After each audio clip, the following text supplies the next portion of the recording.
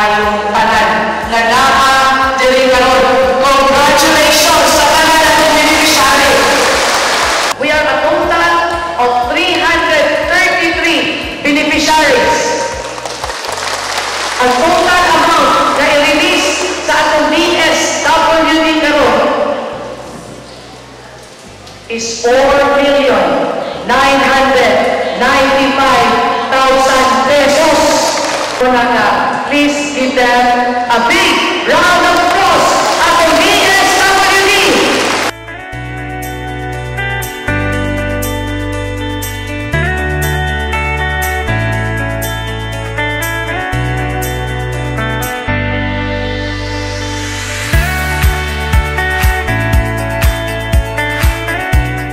Right now, no, ang katong ato as much as possible, nanikamot kita nga hasta ang mga remaining barangays ato na ma-allocatean. But maybe not this year siguro kaya ang kanila ang funds man gyud nga atong paningkamutan nga makakuha gyud ta permanil. Yeah, not only that, we have plenty of programs, no, nga maka-accommodate yapat ta og mga laing barangays gawa na appeal karon sa SLP. So like mga cash for work, natay mga cash assistance pod, daghan kayo dapat ato mga testa. So maybe other barangays can ma-allocate na to anak nga mga not really mga ayuda but o mga kaayuhan, no, para sa ato mga mandawihanon. There is a monitoring ani sa atong DSWD. This will be monitored for 3 years. Kay after 3 years, kung mulambo ang ilahag may negosyo, there will be an additional funding matagaan na pud sila. This is for the first time sa Mandawi nga naaduna tay 333 ka buok nga piyautan nato karon.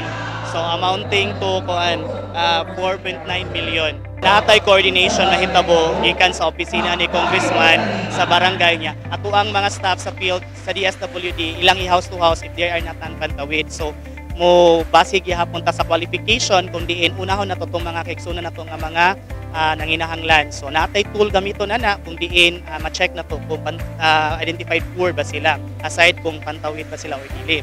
Then after ni ma-receive nila ang 15,000 karon in span of 15 days pinakadugay amo silang panilngon sa resibo sa napili nilang negosyo. So kaning 15,000 madawat nila pwede siya additional nga capital silang napili nga negosyo or startup capital.